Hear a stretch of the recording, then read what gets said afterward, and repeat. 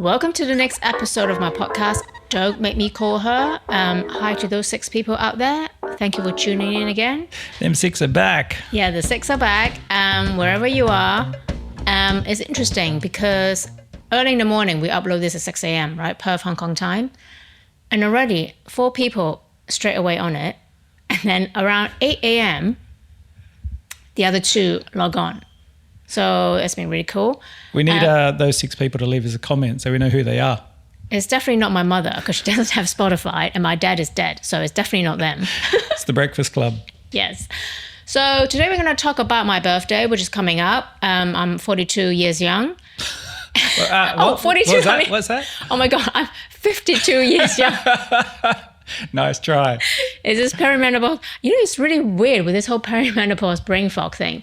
Like, I will say shit, which I think my brain thinks is like linking together, but it doesn't link up. I have to think about my age all the time. Yeah, I know. Sometimes I forget. like, hang on a minute. That's right, I'm that old. So I'm going to be 52. Hello? We're the same. We're the same age. This is when you go, you don't look 52. I mean, come on, get with the program. Oh, you look 30-something. Now you're lying. Yeah. So it's my birthday coming up, and each year...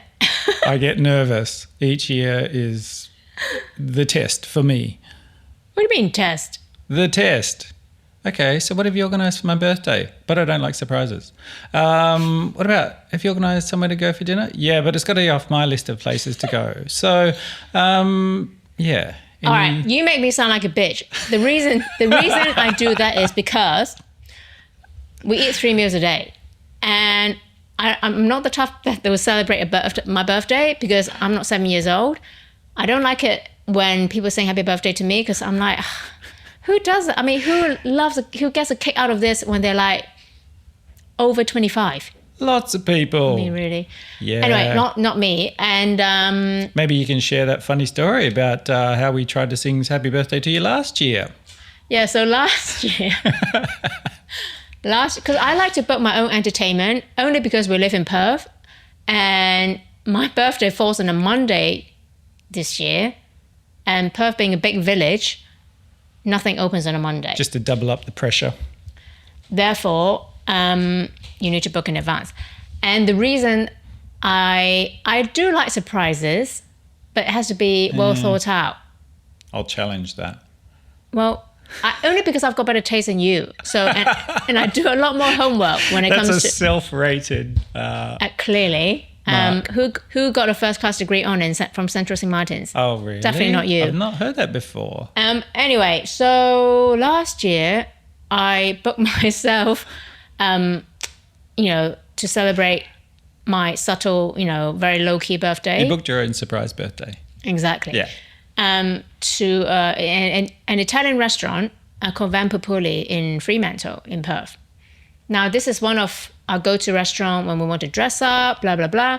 And we know the waiter, Matt, shout out, I love him.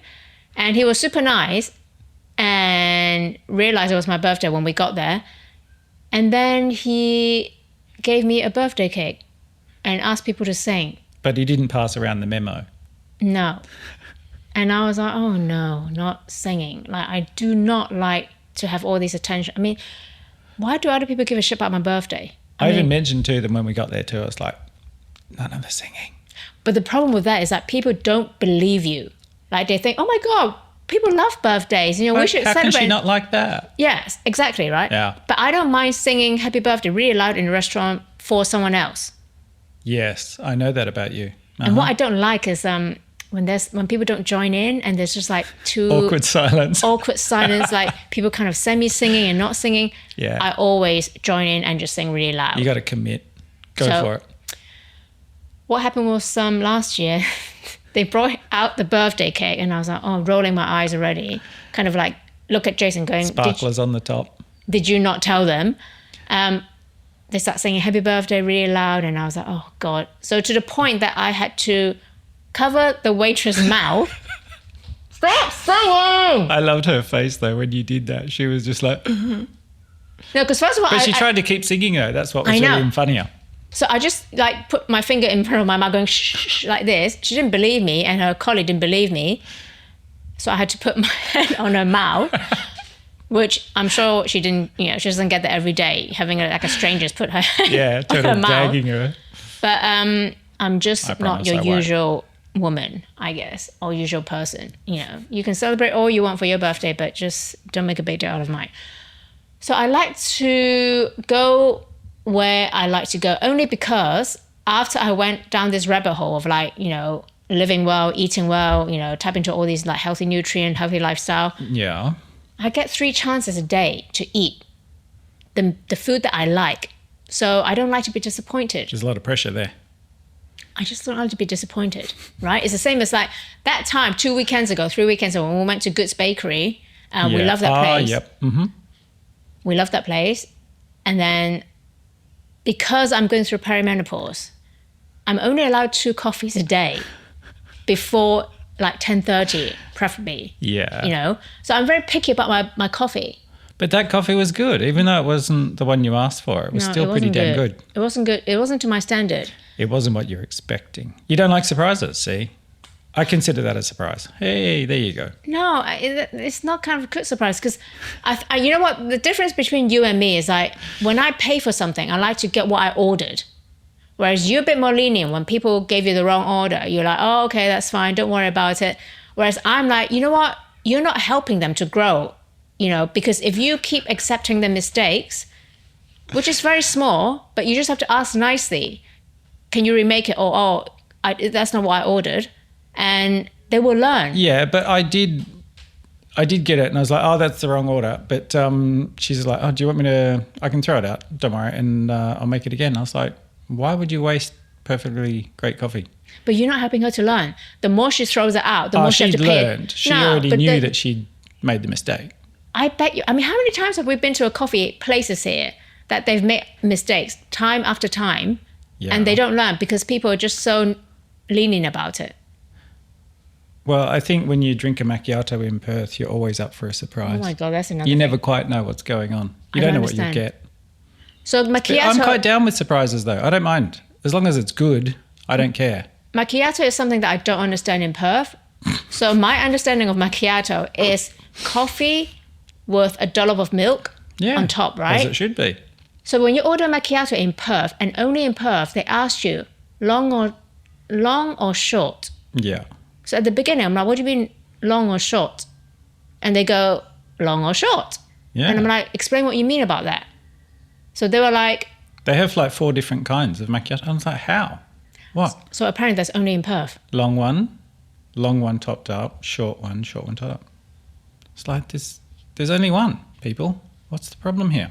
But if they keep just making it up as they go along. But if I want a really long one, that means that it's more like a cappuccino then, isn't it? It's just like a strong latte. Exactly. Yeah. So I don't get it. And Why apparently it's so only many in names? Perth. Yeah, it's confusing. I mean, as an Italian person, is that kind of like horrifying? I'm offended. I'm absolutely offended all the time.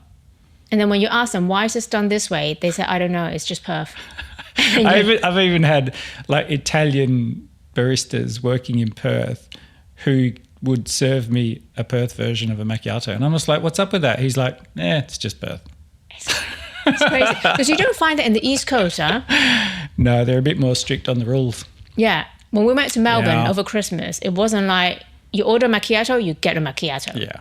There's no questions asked. Like, yeah. There's not a huge sort of discussion about what kind you want. It's just, there it is. You're done. Yeah. Move on. Exactly. Yeah. So yesterday I saw a very interesting article from a Hong Kong media talking about how Hong Kong parents often use the word stupid to their kids, and it's a form of abuse. I saw that one, yes. I thought that was quite interesting, only because as an 80s baby, I grew up with You survived the 80s. I survived. Yeah. And we're so much tougher, right? And the amount of shit that my mum, she used to hit me like constantly, and she used to like scream and shout at me. There's a lot of tough love going on in the 80s. A lot of tough love. And that's why in some ways I'm quite disciplined in my own way. Yeah. Which most people don't believe. And the amount of time that my siblings and my mom call me stupid. I mean, if I have if I can have £1 for every time they call me stupid, I would have been like a billionaire by now. And it is quite, now in hindsight, I think that was kind of quite tough when you're young, because when you're young, you believe what your parents tell you and what your siblings tell you, right? Yeah. And the only reason is because I can't do math. So in their head, they just think, oh, she can't do math, she must be dumb. Oh, yeah, especially maths. Especially you're Chinese and from Hong if Kong. you're a Chinese kid who doesn't do maths, you're like, oh, Yeah, what happened here? Yeah. Yeah. And, well, on top of that, my dad is a brilliant accountant. Yeah, I know. So That's go the figure. funny part. Yes, exactly. So, so I grew up with being called stupid all my life, but because of the strong character I am, Yeah. which very luckily that I have a fuck you attitude, that's why I don't let it get to me. Yeah. But can you imagine if you're like a bit softer, a bit more sensitive, then it might, it probably will get to you. Yeah, for sure. Definitely wouldn't fly nowadays. No way, man. for I mean, sure. we've never called our son Theo stupid because it's just not nice. And because he's a little bit sensitive, therefore we're very careful, of how we speak to him. Yeah, but he responds to different kinds of, discipline or conversation or stuff like that. He doesn't need to be called stupid. Why? You can just talk to him and have a conversation about it. He's like, okay, I get it. Yeah. I mean, Hong Kong parents use fear-mongering a lot compared to white parents, right? This is the huge difference between a biracial marriage. That's why we're comparing notes, and we'll make a joke about it, but there's a huge difference. I fearmonger a lot in certain areas, especially mannerism and discipline. Yeah, you do. That's true. Everything else, I'm kind of a bit loose. It's weird because, some Hong Kong people say that I'm really westernized, but I think I have the best of both in a way. Yeah, you're riding that fine line between the two. Yeah, but Western parents talk a lot. They reason a lot. Yeah, too much sometimes. I also reason a lot. So I combine reasoning with fear-mongering, which I think is a great combination. But you're not a tiger parent. No. You just sprinkle a bit of fear-mongering in there every now and again. I like to call it discipline. Yes. Which is important though, Which a lot of Western parents don't give to their kids, that discipline. Like they just go free reign and they're just wild. The Guilos are pretty loose. No mannerism, which drives me crazy. For sure. But, that's why we get lots of comments about T being a nice kid. Because he doesn't go crazy. Yeah, but the problem is that being too nice, it doesn't get you far either. If you come across assholes. Because those assholes will know, because he's nice, so I'm going to tread all over him. Yeah. Well, yeah, it does. It's case by case. Anyway, on that note, what's for lunch? What's for lunch? What's for dinner? What's for lunch? What's for dinner? What's for lunch? What's for dinner? What's for dinner? What's for lunch? What's for dinner? What's for lunch? What's for lunch?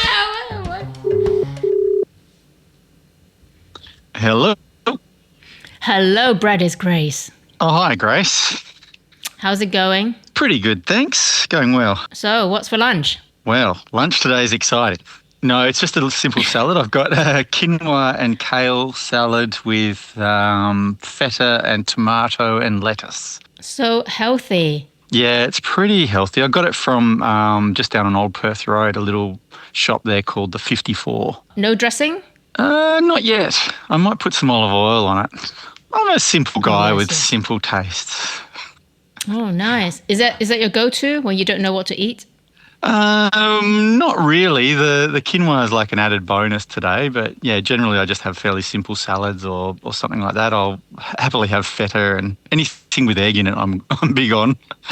Yes, no protein. eggs. Yeah, that's right. And do you always buy it from this place, or sometimes you make it yourself? No, very rarely actually. I'm working at Australian Baroque today in Bassendean here from Australian Baroque HQ. But today I was just driving along Old Perth Road and I saw this place and stopped in and. Yes, love supporting small businesses. Yeah, they're great. I think it's been family run forever. So, it seems like a really interesting place. I'll definitely go back there. The coffee was delicious actually as well. So cool. I'll give them a shout out. Yeah, cool. So thanks for the tip. So now I'm going to consider kale quinoa. Yeah, when you're in Basso, look them up. Yes, I will. All right, Brad. Thank you. Thanks, Grace. See ya. So comparing notes, East versus West parenting methods. very different. The battle continues. Huh? The battle continues. Well, some of the white kids I've met, I mean, they go pretty wild because the parents just never tell them off. Don't tell my kid off. You know, it's all about talking and like, you know, lecturing and stuff. I'm like, sometimes you need to like put discipline in them. Yeah, you got to have some boundaries in there for sure. Can't just let them go nuts. As long as they're not annoying other people, then it's fine. Like, let them go nuts. I mean, but they are annoying people. Like, I mean, the Formula One season started last weekend.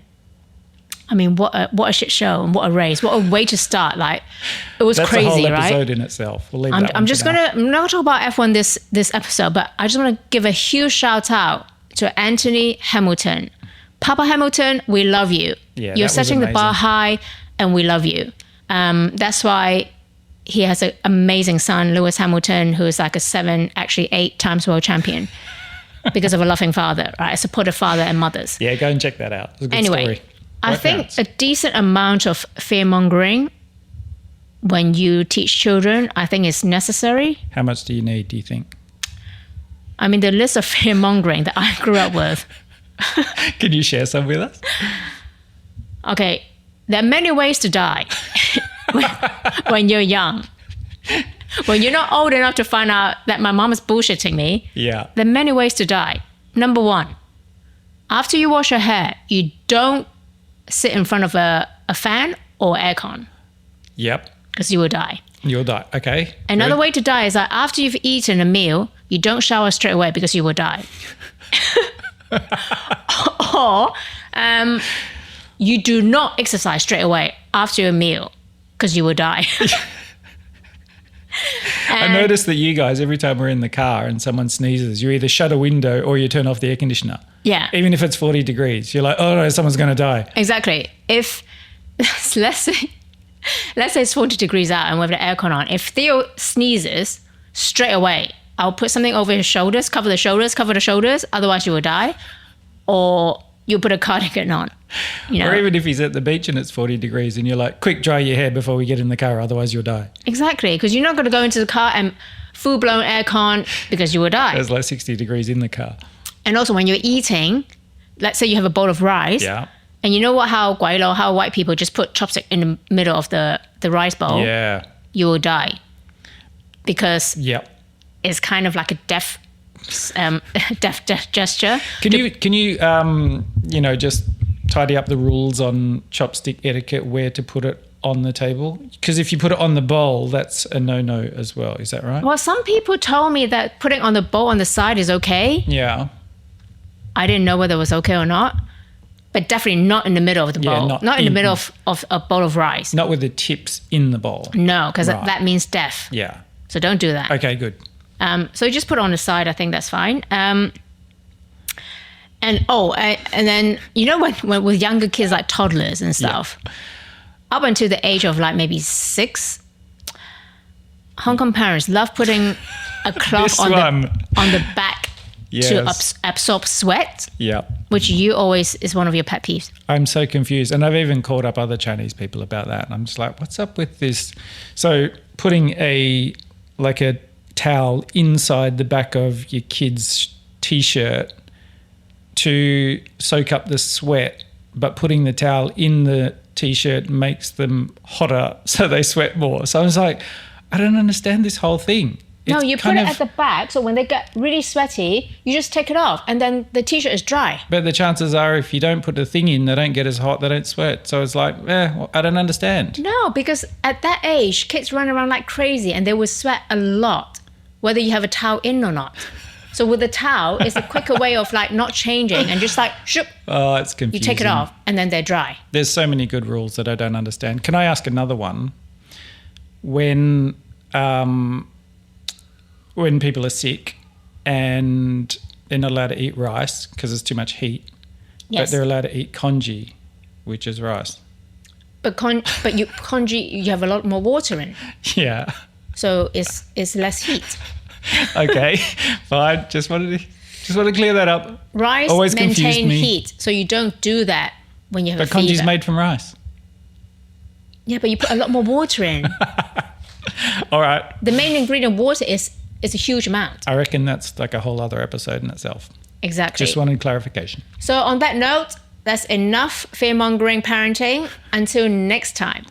Bye. Bye. If you enjoyed my chat today, hit follow on Spotify and Apple. Forward your favorite episode to a friend. Follow me on Don't Make Me Call Her on all social media platforms. Get in touch and tell me what topics you want to listen to. Tune in every other Friday for a new episode.